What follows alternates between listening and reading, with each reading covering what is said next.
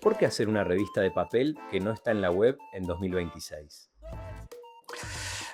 Bueno, lo primero, quisimos hacer una revista porque queríamos construir, si se quiere, un colectivo de compañeras y compañeros que nos juntáramos a charlar, pensar y emitir. Lo primero fue la voluntad de tener un espacio de donde emitir, plantear ideas, posicionarnos sobre temas, dar nuestra opinión, que lo que sentíamos es que ese espacio estaba bastante acotado, por lo menos para la identidad política y la inserción política que tiene una parte de la revista, no toda la revista, pero una parte de la revista. Entonces, desde esa inserción, desde un peronismo kirchnerista, buscamos construir una emisión. Segundo, porque las revistas también te permite construir un colectivo. Somos 6 dentro del comité editorial y después muchos compañeros y compañeras que escriben de manera regular en la revista. Y eso hace que vos tengas un ámbito de sociabilización. Algunos tenemos más ámbitos, otros menos, pero que te permite tener una charla sobre los temas para no sufrir solos también. ¿Por qué papel? Bueno, en primer lugar porque nos planteamos tratar de dar debates o plantear temas más generales y no tan de coyuntura, salir de la coyuntura, salir de lo que pasó ayer, si es PAMI, si es Irán, y tratar de discutir temas un poquitito de mediano plazo, si se quiere. No desenganchado de la coyuntura, después lo podemos hablar eso, pero sí no discutir el corto. Tratar también de salir de la lógica y del código político que lleva a las redes sociales y a la web, que es más cortoplacista, que es más violento en algún punto, y tratar de dejar escrito en papel algunas ideas y que esas ideas puedan circular. Sabemos que el impacto que tiene eso puede ser menor en términos de cantidad de gente, es lógico, un link puede llegar a miles o a cientos de miles. Una revista en papel llega a menos gente. Pero bueno, sabemos que ese es un problema, pero también lo abrazamos como un camino. Y en segundo lugar, la revista en papel nos permite juntar gente en lugares, hacer presentaciones, ir a charlas.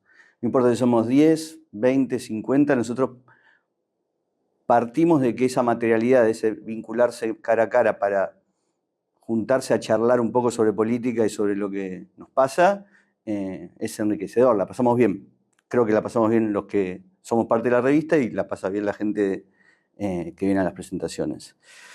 Y por último, a mí lo que me parece con la revista es que hace que esa circulación de información y de ideas sea más, si se quiere, con mejor buena leche, con más buena fe, en el sentido de que, bueno, vos tenés un texto para discutirme, podemos no estar de acuerdo, es lógico que no estemos de acuerdo, pero salimos de la chicana del cortito, del Twitter o de alguna mención en redes sociales.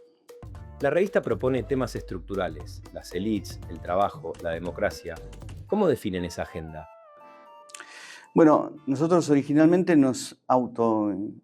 tenemos un mandato autoimpuesto de sacar 10 números. ¿Por qué? Porque nos fijamos como un norte que la revista tenga un principio y un fin y les pusimos ese número. No sabemos con qué periodicidad salimos, la realidad es esa. La primera salió en diciembre del 24, la segunda en septiembre del 25 y ahora en unos días presentamos la 3. Sale la revista cuando tenemos los textos, cuando terminamos de trabajarlos. ¿Cómo se construyen los temas? Bueno, el primer número tuvo que ver con la clase dominante argentina, las élites, depende del marco teórico que uno quiera tener sobre esos temas. Y partía de dos situaciones. Una situación del gobierno de Alberto, del que yo fui parte, y otros compañeros que están en la revista también, que estuvo los 4 años tratando de vincularse con los dirigentes económicos argentinos de manera no satisfactoria.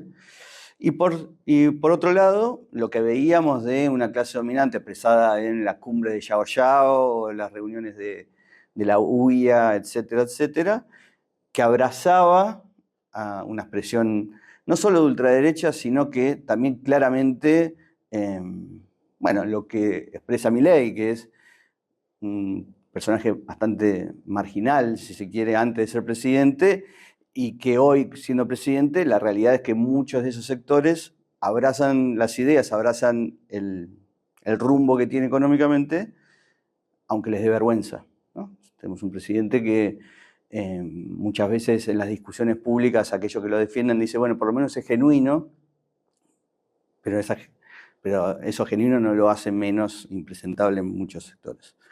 Pero bueno, la primera pregunta fue sobre eso, es cómo vincularse desde el peronismo, desde el kirchnerismo, con una clase dominante que prefiere cualquier otra cosa antes que un candidato nuestro, incluso si el candidato hace todos los guiños posibles para caer bien o acercarse, o dar señales, ¿no?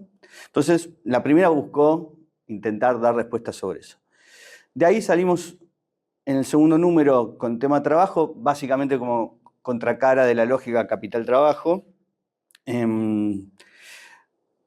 No a regodearnos con la idea de lo heterogénea que es la clase de trabajador argentino hoy, sino en la búsqueda de lo que nos une. Porque debatir y decir, bueno, el nivel de heterogeneidad es tan alto, te paraliza en un punto. Bueno, entonces, ¿qué hay de común entre un pibe de Rappi y un delegado de la UOM? Hay mucho, y eso es lo que hay que buscar.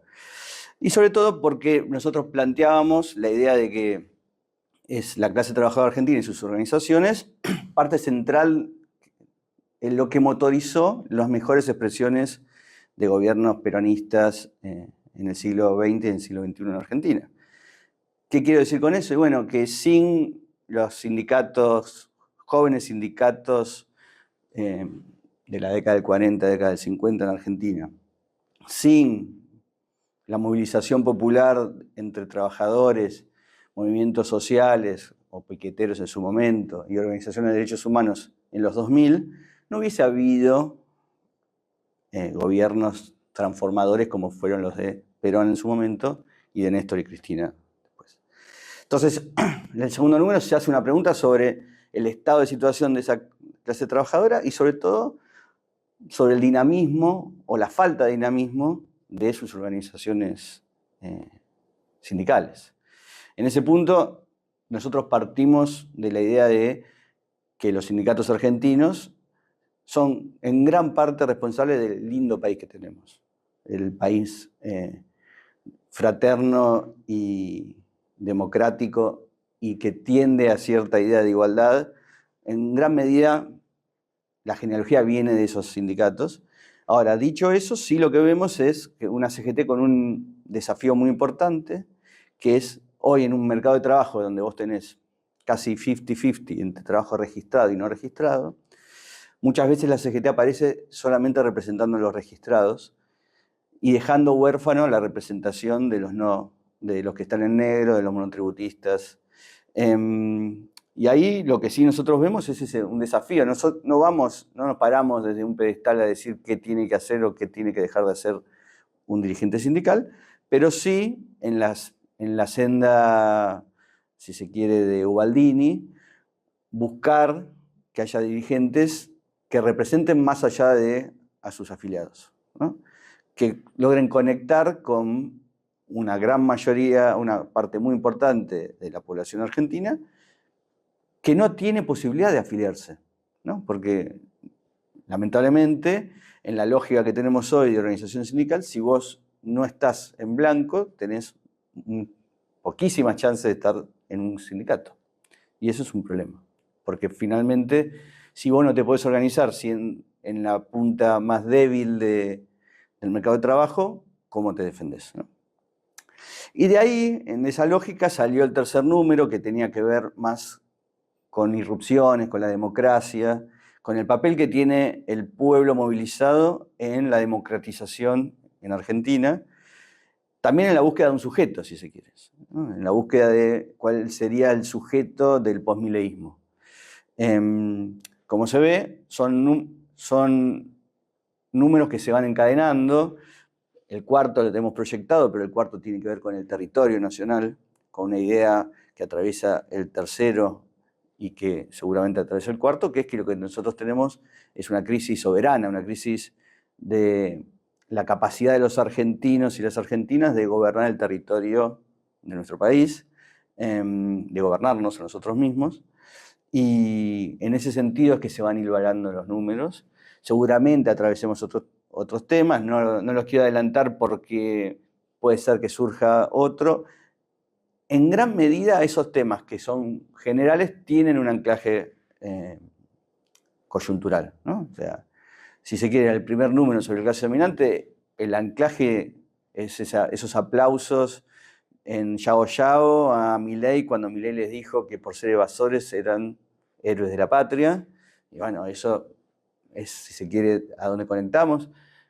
En lo que respecta al número 2 sobre el trabajo, bueno, está atravesado por una reforma laboral inédita en Argentina que ataca pilares muy importantes de lo que se construyó en Argentina desde por lo menos la década del 30 en adelante. Y el número 3, que tiene que ver con las irrupciones y la democracia, tiene como un disparador el ataque soberano, donde la proscripción de Cristina es como un punto central. ¿Por qué poner el foco en las irrupciones del pasado para leer el presente? Bueno, nosotros nos sentimos parte de una genealogía. Nos sentimos parte, no necesariamente en la genealogía de los próceres, sino en la genealogía de la política y la sociedad, que tiene como dos mojones importantes, en realidad tres, vamos a ponerlo, uno el 45, otro los 70 y otro el 2001.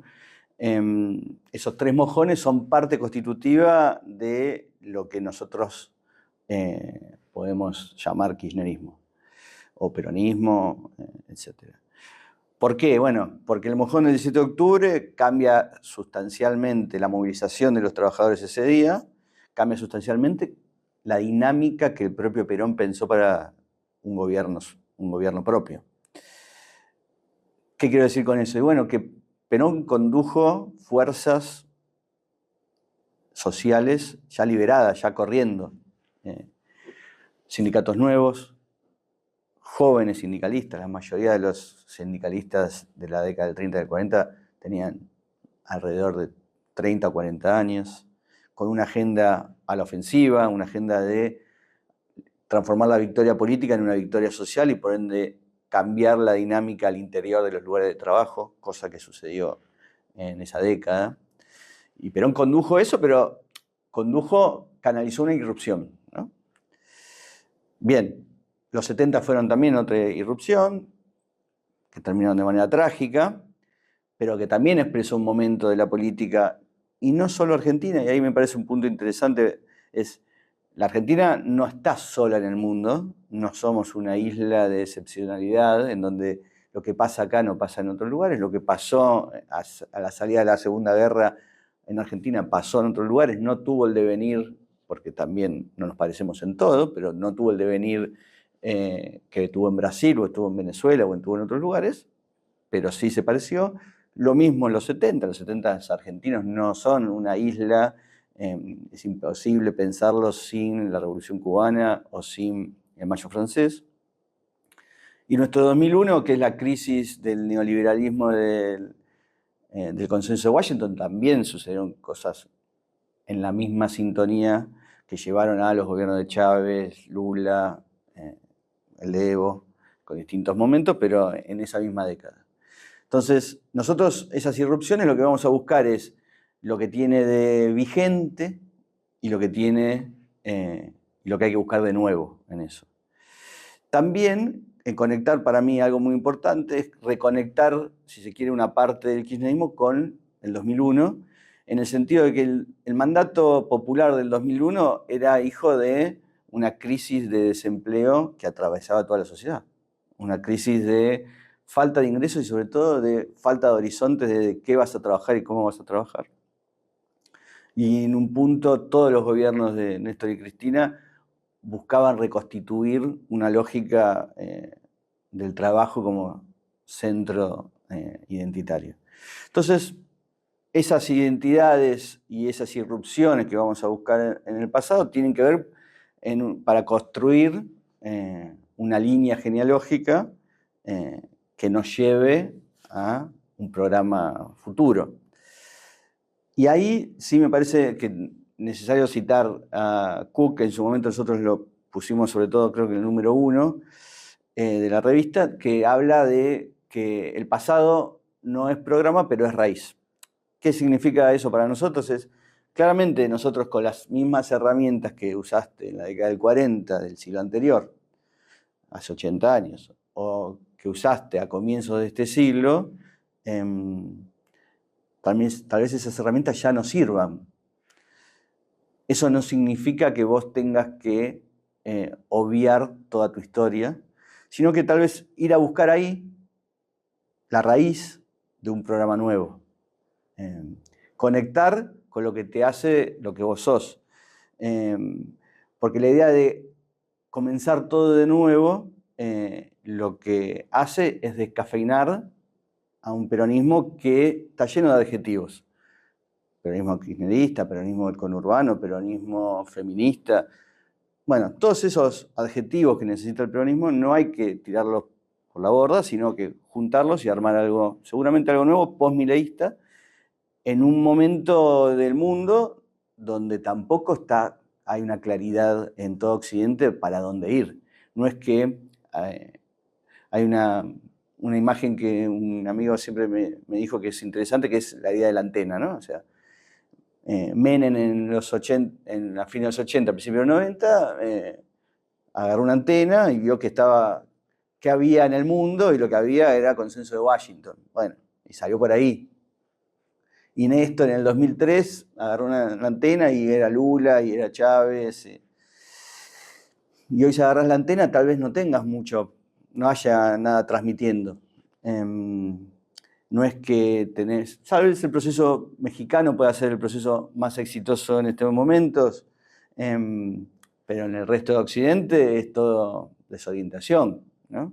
En ese sentido, ir a buscar el pasado, soluciones para el presente y para el futuro, es simplemente para saber quiénes somos y de dónde venimos y qué necesitamos de cara a lo que se viene. ¿Ven un nuevo sujeto social a punto de emerger o una subjetividad popular en crisis? Bien, la pregunta es compleja y también interesante. Parto de un par de ideas. Primero, que el gobierno de Milei siempre parece ser... Hay meses en que parece que se quedan 10 años y se está construyendo una nueva hegemonía para el resto del siglo XXI en Argentina, neoliberal y ultraconservadora. Pasan 2 semanas y parece que el lunes a la mañana ya no hay gobierno. En esa ida y vuelta es difícil pensar si lo que estamos viviendo es una crisis del pueblo argentino o si en realidad estamos a punto de presenciar una irrupción popular que se lleve puesto al gobierno. Yo lo que sí me gusta pensar es que nosotros, los que nos está faltando de cara a generar una promesa para el pueblo argentino, es más movilización. Lo que nos falta es movilización popular. Eso no significa sentarse a esperar, para nada. Sí, hay que ir buceando y rastreando las agendas y por dónde viene la mano, pero claramente, si se quiere, la crisis discursiva que podemos llegar a tener nosotros tiene que ver con que la sociedad hoy no tiene herramientas organizacionales y de movilización que tenía antes. ¿Por qué? Bueno, básicamente porque lo que se nos opone a nosotros busca de manera reiterada y casi diría permanente, horadar lo colectivo. Lo colectivo expresado en sindicatos o lo colectivo expresado en movimientos sociales o lo colectivo expresado en clubes de fútbol. Si vos rastreás un poquito las opiniones del Círculo Rojo y la clase dominante argentina sobre esas tres variables, todas son negativas y de largo alcance. Y lo político, ¿no? Y los partidos políticos. Entonces, el desafío es tratar de reconectar con lo colectivo, tal vez no necesariamente con las mismas formas. Ahí yo soy de la idea de que, por ejemplo, cuando hablamos de sindicatos, para nada pienso en que hay que tirar todo por la borda, para nada, de vuelta. Estamos orgullosos del modelo sindical que tenemos, pero eso no olvidemos esto, que ese modelo sindical era moderno en 1940. ¿No? ¿Eso significa que hoy nos sirva? No, pero sí que no tenemos que estar cerrados a otras formas sindicales de organización. Porque al final del camino, por ejemplo, los trabajadores de Rappi se van a organizar. Tal vez no con la forma que se organizaron los trabajadores en la Unión Ferroviaria hace 100 años. Y suena lógico. Pero sí va a haber un colectivo.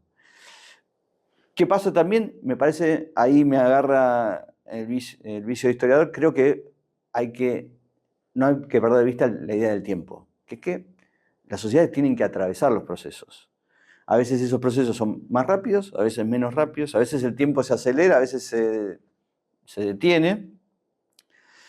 Pero este proceso que está viviendo, este proceso en donde ya de crisis de la figura del Estado y de un vínculo ya casi mucho más directo entre capital y trabajo, bueno, seguramente lleve a contradicciones diferentes a las que vivimos por lo menos en los últimos años, en donde la centralidad de las esperanzas y las quejas de los ciudadanos argentinos era el Estado, ¿no?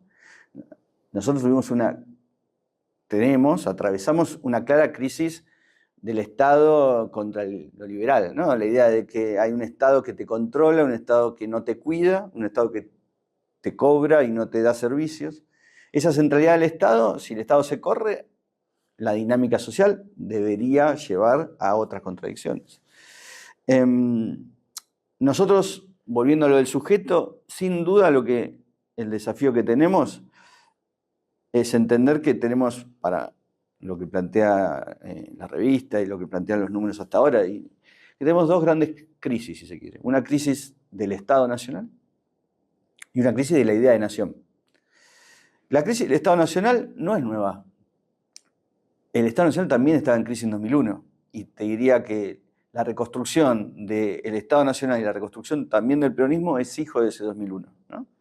Ahí hay todo un debate que uno se puede dar, en donde si vos pensás qué pasa en el 2001 y cuántas jóvenes tenían tatuado Perón y Eva en el 2001, te vas a encontrar con que no eran muchos. El peronismo en ese momento era Menem, era Duhalde, era Rucauf, era Reutemann. Eso era el peronismo. Entonces, los gobiernos de Néstor y Cristina, a partir del 2003, reconstruyeron dos cosas. El peronismo reconstruyó una genealogía y el Estado Nacional. Claramente hoy tenemos en crisis todas esas variables. Y a eso se suma para mí otra variable muy importante que tenemos en crisis, que es la idea de nación, la idea de fraternidad, la idea de que un mendocino y un quilmeño tienen agendas comunes, que somos argentinos todos. El provincialismo que se fue profundizando en el interior del país, con causas justas o injustas, no voy a discutir si eso está bien o está mal, pero es lo que sucede, hace que los problemas de los mendocinos no lo vaya a resolver la nación, sino que lo va a resolver los mendocinos. Pongo los mendocinos, puedo poner los misioneros, los renegrinos, lo que sea. Y esa crisis de lo nacional tiene traducciones en la amenaza a lo soberano, que es para mí el punto central de lo que se viene, que es que nosotros tenemos una crisis de soberanía. ¿Cómo se expresa eso? Y bueno, se expresa desde un mega endeudamiento que hace que para tomar alguna decisión económica tengas que hacer gestos o al FMI o a los mercados, a esa abstracción de los mercados, Entonces el margen de movimiento del que gana con decenas de millones de votos es acotado. Está acotado también la soberanía popular por un poder judicial que en una parte importante se partidizó y que el caso paradigmático es la proscripción de Cristina y hay mucho más. Entonces tenés esas limitaciones. Una potencia como Estados Unidos que claramente tiene un lineamiento que se fue profundizando de injerencia en toda América Latina, en algunos momentos más transparente, en otros menos transparente. En nuestro país el año pasado fue transparente y, si se quiere, el éxito de la primavera mileísta de octubre, noviembre, diciembre tuvo en gran medida que ver con una decisión política que se tomó en Estados Unidos. Entonces, la pregunta que se nos abre y la pregunta que abre la crisis democrática en Argentina es: ¿para qué sirve votar si finalmente después las decisiones se toman en otro lado? Y creo que ese es el desafío central de lo que se viene. O sea, no tanto una discusión sobre el programa económico, no tanto una discusión sobre políticas públicas, sino una discusión sobre esta es la situación. La situación es que lo que está en duda es si los argentinos nos podemos gobernar nosotros mismos. Y ante eso creo que la búsqueda de ese sujeto tiene mucho que ver con esa crisis soberana en una triple cuestión. Necesitamos un mandato popular, un mandato. O sea, ¿para qué? ¿No? Queremos gobernar. Bueno, ¿para qué? Bueno, hay un mandato. La sociedad te dice, por lo menos necesito esto. Ese mandato te da primero la capacidad de hacer una promesa y un propósito. Reconstruir el Estado Nacional sin un propósito claro nos va a llevar a los mismos problemas que tuvimos en el gobierno anterior. Hay que tener claro, a partir de ese mandato popular, cuál es el propósito central, los puntos centrales que necesita un Estado Nacional para reconstruirse, que es lo que claramente necesitamos. ¿Cómo se reconstruye la confianza en la política frente a una mirada dominada por lo técnico? Bueno, en primer lugar, vuelvo sobre el punto que veníamos hablando, es si la idea que atraviesa la sociedad es que finalmente la política perdió su capacidad de doblar el destino, de cambiar las cosas, es muy difícil reconstruir el vínculo sociedad-política si vos, tu planteo es hablar de todos los limitantes que tenés para gobernar, ¿no? Y en ese sentido, el punto central es, primero, tener en cuenta eso. Segundo, saber que cualquier regreso de la política en su forma más participativa necesita reconocerse como que hay un regreso y hay una adaptación. ¿Qué significa eso? Que claramente vos te vinculás con una historia y que esa historia muchas veces es lo que genera la empatía de ciertos sectores. Lo que hace que una promesa no sea vacía o vacua. Y el segundo punto es que sos una adaptación, que claramente ese regreso no puede ser igual que el regreso de hace una década, hace 2 décadas o hace 3 décadas. Eso me parece que es como un punto central. El otro punto central es en la discusión entre lo político y lo técnico, que es la discusión, hay bibliotecas enteras sobre ese punto. Me parece que lo técnico, en un momento en donde lo que está en discusión son los grandes trazos, tiene que ir para un segundo momento, ¿no? O sea, mi forma de ver es, claramente necesitas un programa, claramente necesitas lineamientos generales de qué le ofreces, cuál es tu promesa para la sociedad, pero la política pública particular en gran medida depende de factores más grandes que esa política. ¿A qué me refiero con eso? Bueno, si uno no tiene claro cuáles son los instrumentos que tiene, cuál es su capacidad de acción sobre eso, si tenés un Estado que responde o no responde, y bueno, antes que la política pública y el detalle, necesitas reconstruir eso. Y esa reconstrucción, en la coyuntura en la que estamos, solamente se va a dar con un proceso con más democracia. Más democracia, que significa plantearse que la caída de 10 puntos de la participación en lo electoral es un problema y creo que hay que ir a buscar a más gente para que vaya a votar, que convencer a esa gente que hay algo ahí, que ese voto sirve para algo, que ese voto no es una promesa incumplible. Y segundo, que la sociedad se vuelva a reconstituir una lógica colectiva que aumente la participación. Hoy lo que tenemos es un claro reflujo, cada vez hay menos gente participando, menos gente sintiéndose parte, y esa crisis que ya lleva muchos años, en algún momento hay que revertirla, esa lógica. Así que, en principio, esos dos puntos me parecen centrales.